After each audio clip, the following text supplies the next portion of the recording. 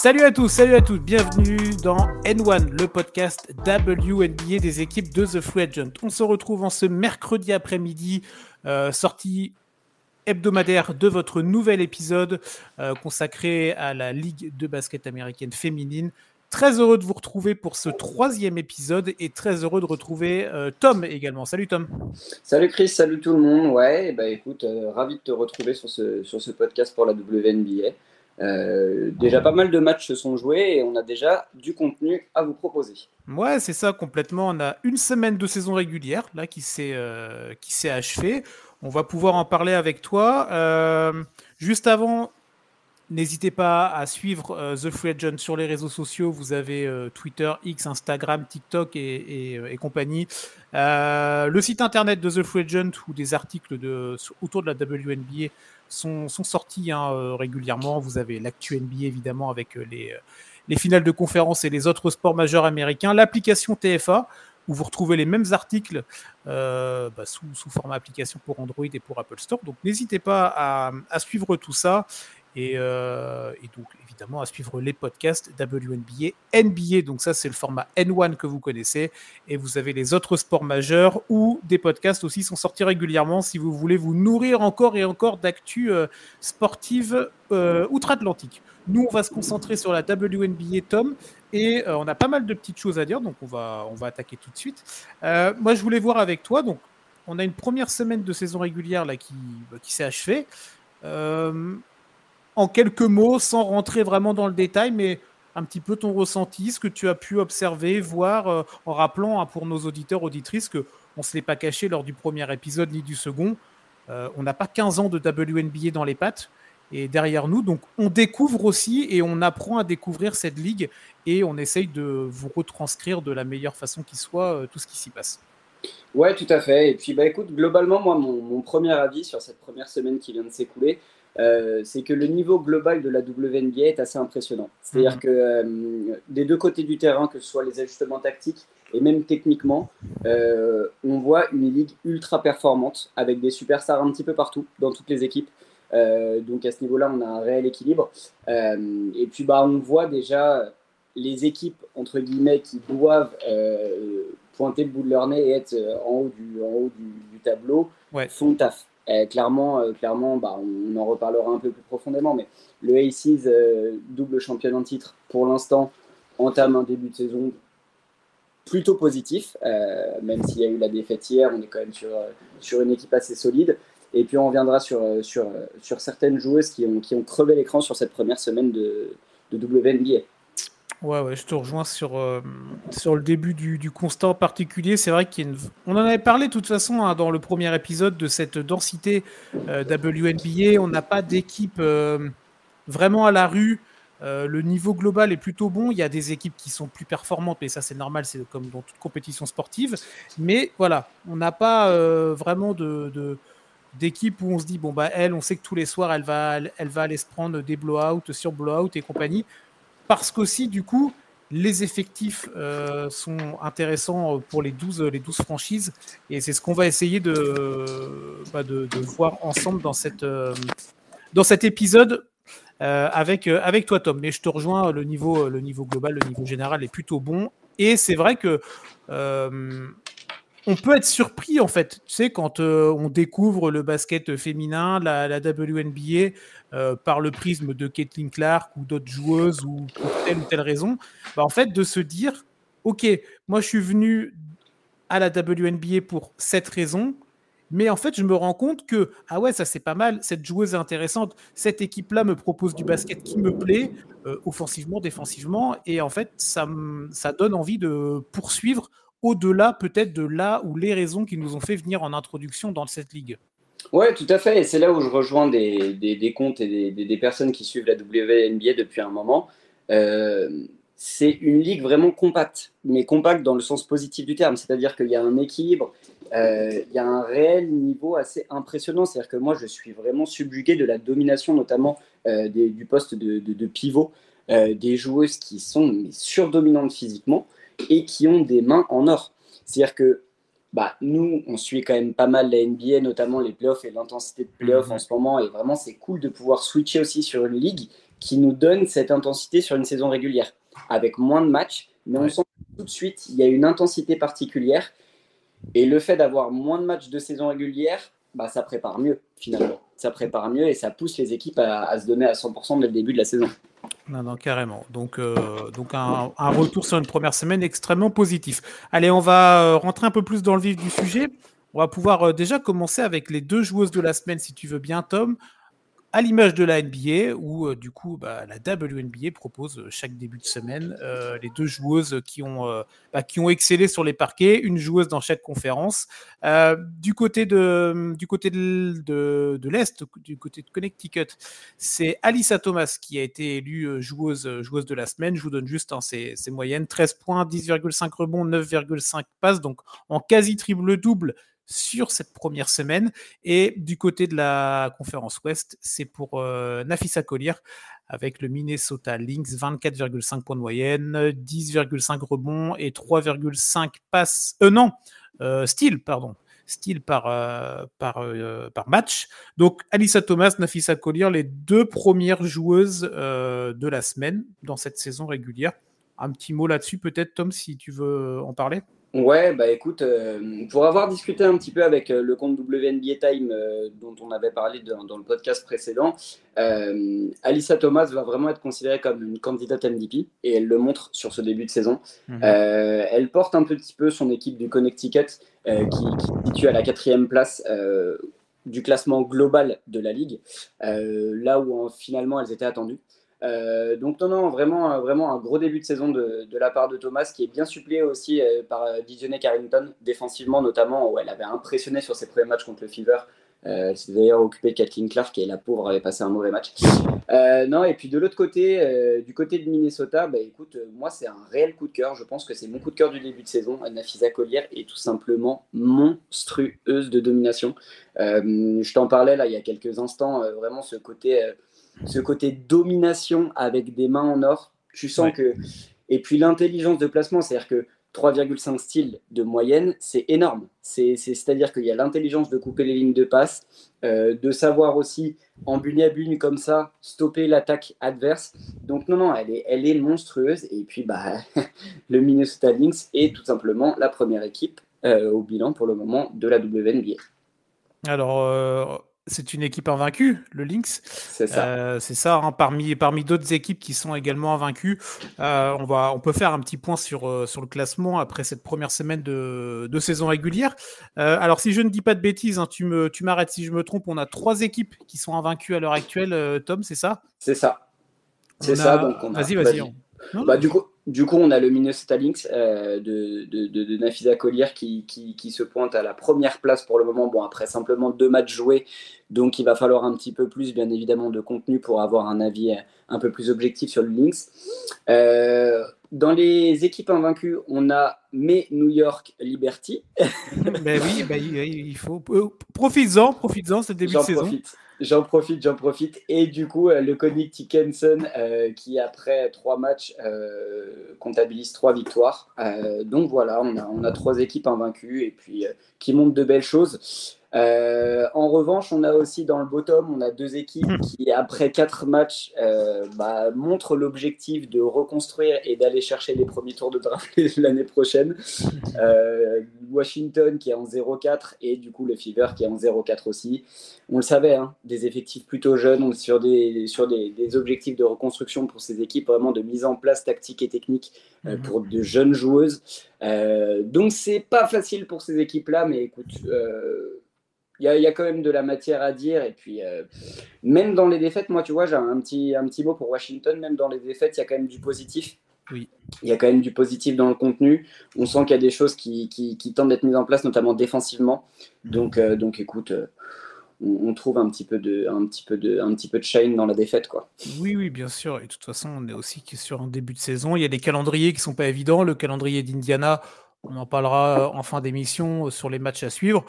Il est quand même extrêmement compliqué, dense pour cette équipe du Fever. Donc après, voilà, c'est vrai que quand tu affrontes 2 fois Connecticut, quand tu affrontes les Aces et quand tu affrontes le Liberty, si je dis pas de bêtises. Non, les Aces, ça va arriver, mais il y a eu 2 fois New York et Connecticut à 2 reprises. Bon, bah voilà, et en face, Connecticut, comme tu l'as dit, c'est invaincu, et New York Liberty, c'est invaincu aussi. Juste, hein, du coup, pour reprendre, donc, tu disais Minnesota qui est leader de la WNBA. Ils sont à 100% de réussite, mais elles ont que 2 matchs. C'est New ça. York est à 4-0, donc on va dire qu'elles sont premières en termes de. Elles sont également à 100% de victoire. Donc là, on chipote un peu. Mais voilà, techniquement, c'est New York qui est à 4-0. Après, en deuxième, on a le Sun qui est à 3-0 et les Lynx qui sont derrière à 2-0. En tout cas, ces 3 équipes-là sont invaincues. Juste pour revenir sur ces équipes invaincues, New York et Connecticut, c'était pas nécessairement des surprises. New York, bon bah, on en a suffisamment parlé déjà dans l'épisode de la semaine dernière et dans le premier introductif finaliste en titre, avec vraiment une énorme armada en termes d'effectifs. Donc c'est normal que sur le début de saison, elles montrent qu'elles sont là et qu'elles veulent tout de suite taper du poing sur la table. Après, il faut encore aller gagner les matchs, évidemment. Et du côté de Connecticut, l'année dernière aussi, hein, ça avait été une très bonne saison pour cette franchise du Sun, qui avait fini, je ne vais pas dire de bêtises, deuxième de la conférence Est et qui avait été troisième de la ligue en global. C'est ça. Donc, on reste sur la belle dynamique de fin de saison. Et de toute façon, l'ambition, c'est d'être dans ce range-là, top 2, top 3, top 4 dans la saison régulière. Donc, il faut attaquer tout de suite, il faut attaquer fort. Et le 3-0 en est une preuve implacable. Donc, c'est vrai qu'après cette première semaine, il y a déjà ces petites équipes-là qui sont devant et celles qui sont un petit peu en retrait. Mais de toute façon, ce n'est que le début de la saison régulière. On peut enchaîner avec... on va prendre un petit peu, c'est vrai, ce qui se fait pas mal en NBA et donc aussi en WNBA. On le fera peut-être pas toutes les semaines. Hein. Là, on a décidé qu'on allait le faire cette semaine. Autour un petit peu des power rankings. Si vous suivez les sports américains, vous connaissez un petit peu vous connaissez le fonctionnement un petit peu. C'est les grands médias, ESPN, Yahoo, The Athletic et autres, qui aiment proposer en fait ce genre de classement à la semaine des différentes équipes, classées 1, classées 2, jusqu'à la 12e place, avec à chaque fois une petite analyse ou quelques petits mots concernant les équipes. Alors, on va pas non plus se lancer sur les 12 équipes. Hein, on va vous proposer un podcast toujours condensé. Donc, on va revenir sur certaines. Tom, sur quelles équipes, toi, tu veux te lancer un petit peu dans cette première semaine-là, qui a vraiment été quand même assez intéressante à suivre? Bah écoute, même si on en avait parlé, moi je veux juste redire un petit mot sur le Liberty. Bien sûr. Donc les vice-champions en titre qui ont perdu l'année dernière contre le A6 en finale. Moi, j'avoue que je prends du plaisir. J'avais eu quelques doutes sur le début de saison. On voyait une équipe qui avait vraiment besoin de se mettre en jambe avec une adresse qui n'était pas toujours folle et une Brianna Stewart un petit peu en dedans sur les 2 premiers matchs. Là, on sent que New York commence à passer un step. Moi, j'aime bien le fait de voir Sabrina Ionescu porter un peu plus le ballon. On la sent vraiment à l'aise à ce niveau-là et du coup ça donne un peu plus de possibilités, notamment à Junkett Jones qui fait un énorme début de saison. Donc ça offre d'autres solutions à ce Liberty qui pour le moment tient bien son rang et qui je pense sera vraiment à prendre au sérieux du côté des Aces et des autres équipes pour les playoffs. Ouais, clairement, de toute façon. Moi, j'en avais parlé la semaine dernière, si je ne m'abuse, l'impact de Jonquel Jones. J'aime vraiment particulièrement cette joueuse-là. Et c'est vrai que pour l'instant, le début de saison est intéressant. Il va falloir confirmer, il va falloir que New York continue aussi à s'appuyer sur cette arme-là. Ancienne MVP, hein, donc il y a un vrai niveau de jeu et il y a une vraie expérience de son côté. Quand on regarde le calendrier, on en parlait juste à l'instant, mais voilà, c'est vrai qu'il y a eu ce premier match contre Washington, tu en parlais tout à l'heure, où Washington, certes, a perdu, mais le match avait été intéressant quand même d'un point de vue de ce qu'on avait pu voir, du contenu. Et après, voilà, pour New York, il y a eu ces 2 matchs contre Indiana. Il y a eu la démonstration du match aller. Là, c'était le premier match de Caitlin Clark. Là, c'était à Indiana, donc il y avait une vraie hype. Et Liberty était arrivé. Ils avaient dit non, la hype, on va tout de suite la casser et on va montrer qu'on est là. Il y avait eu 102 à 66, donc vraiment un vrai éclat. Et il y avait eu le match retour, on en avait parlé la semaine dernière dans les affiches à suivre.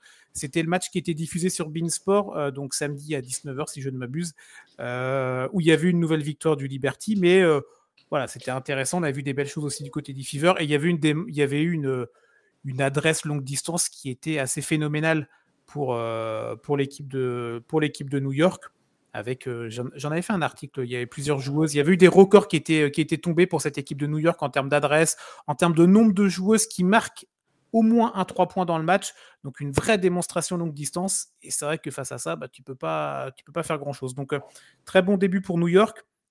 Vu que tu en parlais, on peut peut-être enchaîner rapidement sur Las Vegas. Ouais, carrément. Du coup, les championnes en titre, avec les victoires intéressantes en début de saison. Donc, il y avait eu cette ouverture de saison contre Phoenix. On en avait parlé avec l'absence de Brittney Griner. On attendait de voir un petit peu ce qu'allait proposer le Mercury. La victoire des Aces. Et ensuite, il y avait eu le match contre Los Angeles. Le duel Las Vegas-Los Angeles, là, avec le premier match contre Cameron Brink. On en parlera un petit peu tout à l'heure de la rookie des Sparks. Et moi, ce que j'ai vraiment aimé, je ne sais pas ce que tu en penses, mais j'imagine que tu seras d'accord, c'est vraiment l'impact intéressant d'A.J. Wilson qui, elle, le début de saison, elle a bien noté la date et elle attaque tambour battant quand même. C'est simple, on parle de domination. A.J. Wilson, c'est peut-être la joueuse la plus dominante de la ligue. C'est inarrêtable, c'est instoppable. Si on devait faire un comparo un petit peu, même si c'est pas forcément évident de faire un comparo avec les joueurs NBA, moi dans le sentiment de domination offensive, ça me rappelle un petit peu Joel Embiid, dans le sens où elle a des mains énormes, elle peut shooter un petit peu à quelques mètres de l'arceau. Quand elle se retrouve en dessous du cercle, c'est terminé, c'est panier. Et puis écoute, le Aces, le Aces qui démarre bien cette saison.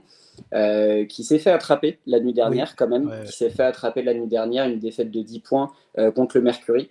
On reviendra un petit peu sur ce match-là si tu veux après, mais écoute, c'est une montée en puissance. J'aime beaucoup aussi le début de saison de Jackie Young,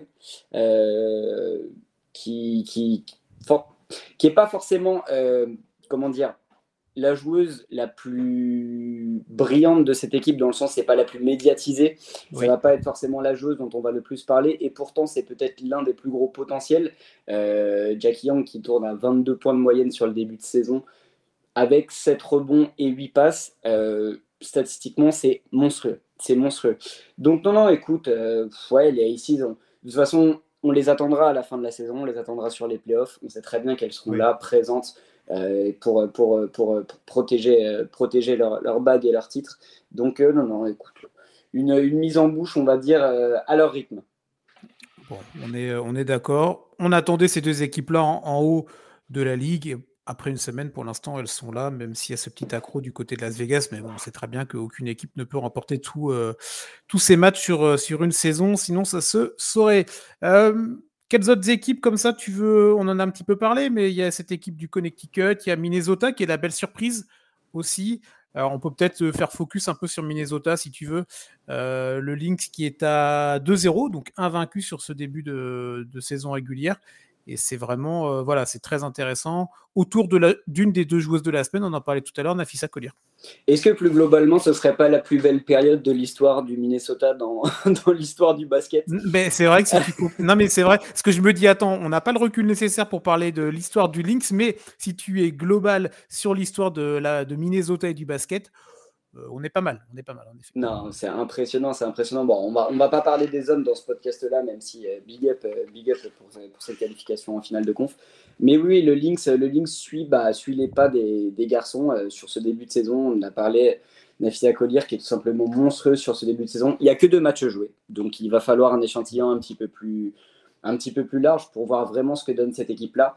Mais il y a des choses intéressantes. Il y a vraiment des choses intéressantes autour de Napheesa Collier et autour d'un effectif talentueux aussi. On a Alana Smith qui tourne à 19 points de moyenne, qui supplée très très bien Napheesa Collier, et Kayla McBride qui tourne à 14 points. Donc on a une attaque qui est en place, on a une défense aussi qui est globalement hyper compacte et qui peut switcher un petit peu partout. Donc c'est intéressant à suivre à ce niveau-là. On verra par la suite si le Lynx peut tenir cette cadence, mais écoute, pourquoi pas, porté par une Napheesa, si Napheesa tient ce niveau-là toute la saison, attention. De toute façon, l'objectif là pour cette équipe du Lynx, c'est l'accession aux playoffs. C'est d'être dans les 7, 8, place 7, place 8. Mieux, évidemment, ce serait intéressant, mais c'est vrai qu'après, quand tu compares un peu les effectifs et les autres équipes, voilà, tu vas pas non plus ambitionner un top 3 pour Minnesota. Et comme tu l'as dit, c'est un début de saison, donc on engrange les victoires dès qu'on peut en prendre, évidemment. Mais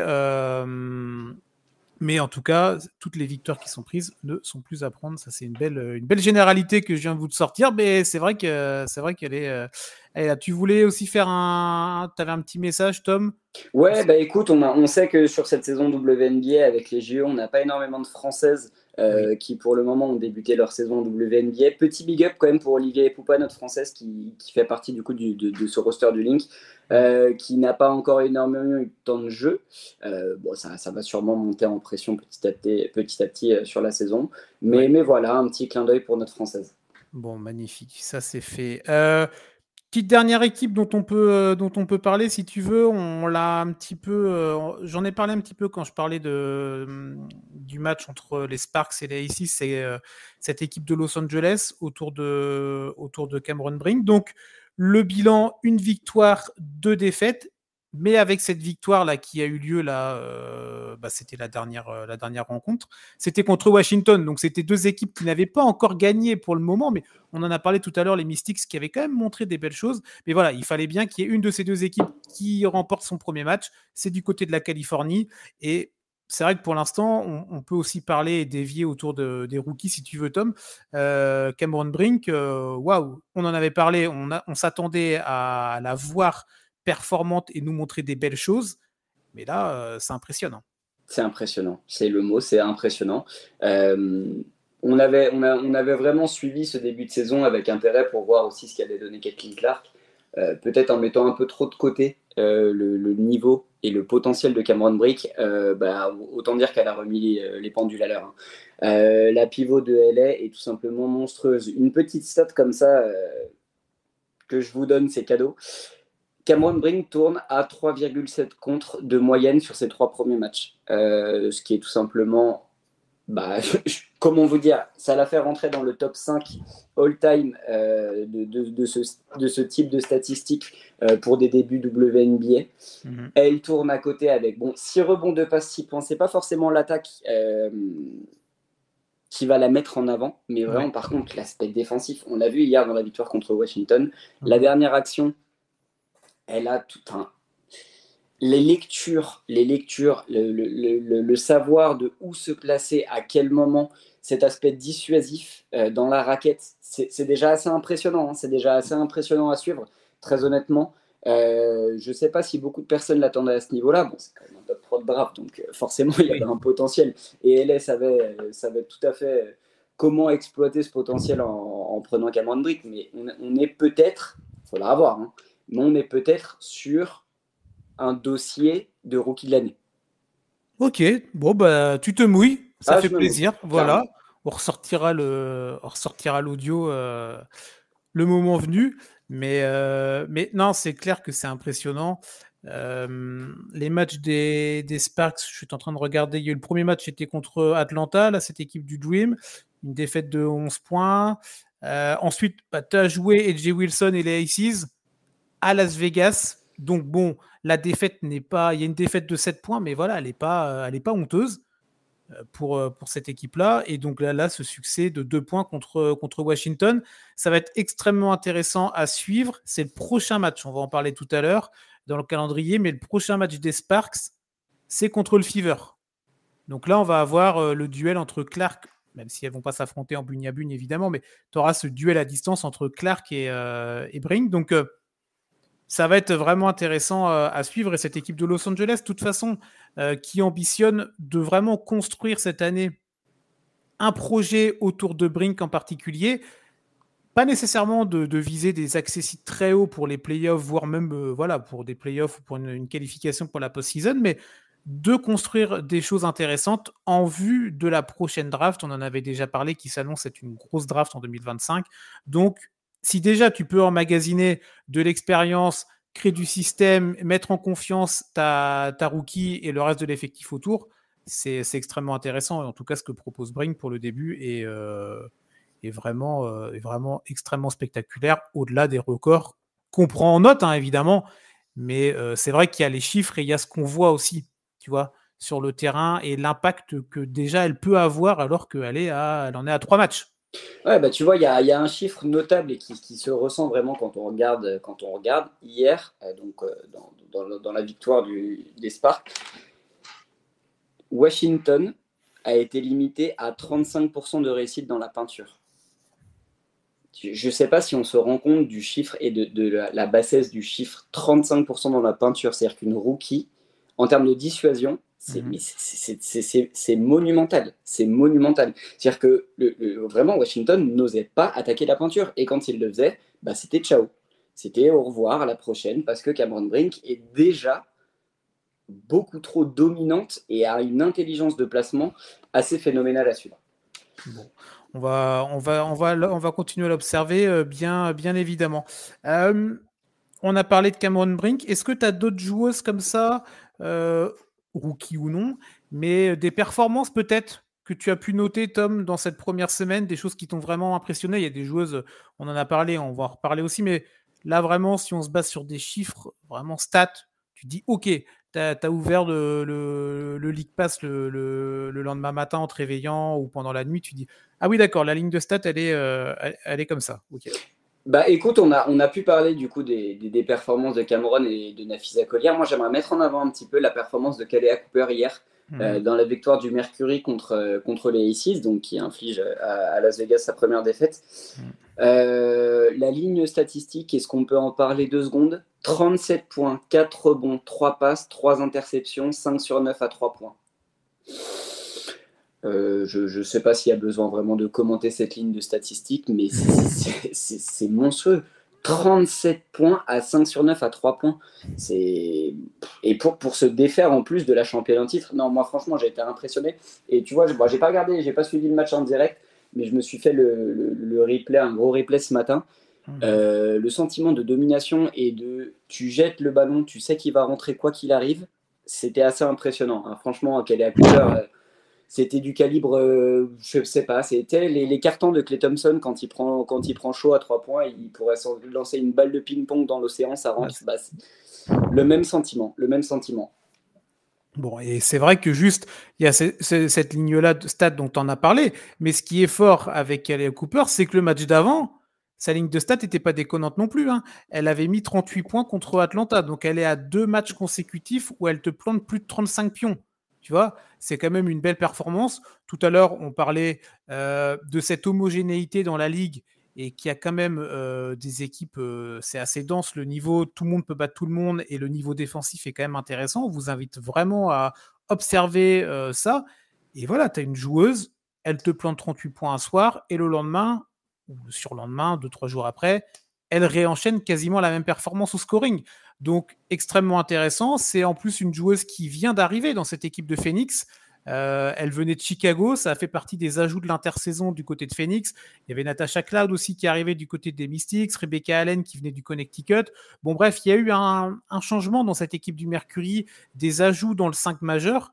Bon, bah, Kalea Cooper, comme d'autres, début de la saison, l'horloge est bien à l'heure et on attaque tambour battant. Tu vois. Donc, en tout cas, belle performance à souligner, double belle performance à souligner pour elle.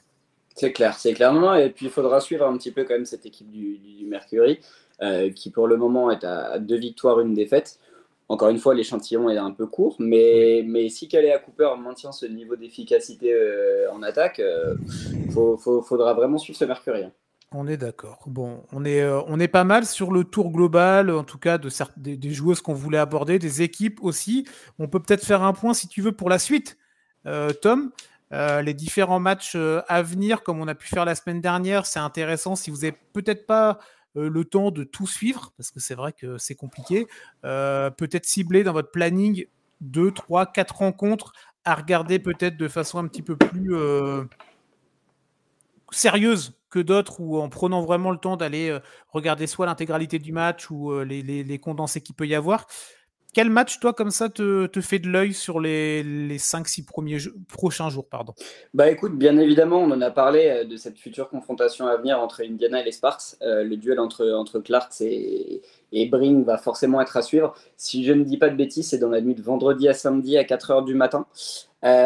Donc ouais, ce sera vraiment une rencontre intéressante à suivre parce que au-delà du niveau de ces deux équipes qui n'est pas forcément les équipes à suivre, on ne va pas se mentir, de ce début de saison. On sait que l'impact de Kathleen dans la ligue a permis à beaucoup de personnes de commencer à suivre la WNBA, mais ça va être aussi très intéressant de voir quand même le niveau, comme on en a parlé là pendant plusieurs minutes, de Cameron Breen, qui a déjà montré beaucoup plus, j'ai envie de dire, et qui a déjà step up. Et puis dans la course du rookie de l'année, ça va être intéressant de suivre ce duel. Non, carrément. Donc oui, je te confirme. Hein. Le Indiana-Los Angeles, c'est donc dans la nuit de vendredi à samedi à 4h. Voilà, donc bon. Si vous êtes en week-end derrière, vous pouvez pourquoi pas faire une nuit blanche ou vous faire le replay le lendemain matin. Moi, dans les petites affiches, comme ça, on a balayé autour d'Indiana. On en avait parlé la semaine dernière déjà, et ça s'enchaîne pour cette équipe du Fever, donc là qui est pour l'instant à 0-4, mais calendrier très très compliqué. Tu as affronté 2 fois New York, 2 fois Connecticut. Là, tu vas affronter les Sparks. Et après, tu as un match contre les Aces. Donc, le Indiana, et c'est à Las Vegas. Donc, faut vraiment souffler. Il faut absorber le calendrier. C'est dans la nuit de samedi à dimanche à 3h. Avec donc ces championnats en titre qui reçoivent Caitlin Clark et tout le reste de cette équipe du Fever, évidemment. Donc, encore un gros match. Encore les projecteurs qui vont être braqués aussi bien sur Clark que sur cette équipe des Aces. Vivement pour le Fever d'avoir un calendrier un peu plus abordable, honnêtement, qu'on soit fan d'Indiana ou même en général, même pour elles, je pense qu'elles seront contentes de se dire ok, donc là on affronte ni le finaliste de l'année dernière, ni les championnes, ni celles qui ont fini sur le podium.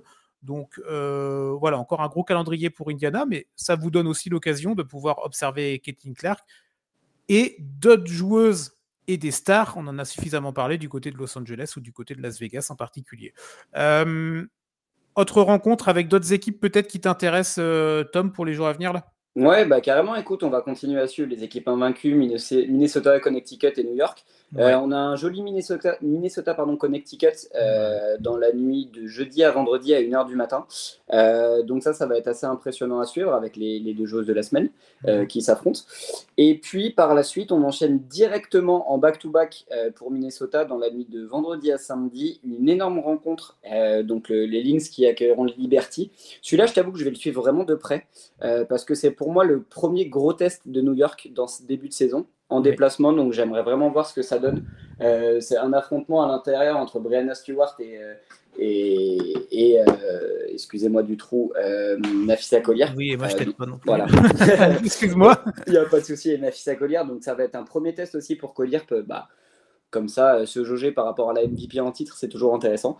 Donc voilà, je vais commencer vraiment à suivre cette équipe du Lynx parce que j'ai un réel coup de cœur pour Napheesa Collier. Bon, ça fait plaisir. Et c'est vrai que ce match-là, je ne veux pas dire de bêtises, mais ce New York à Minnesota, du coup, donc c'est samedi 19h et c'est le match qui vous sera proposé sur beIN Sport.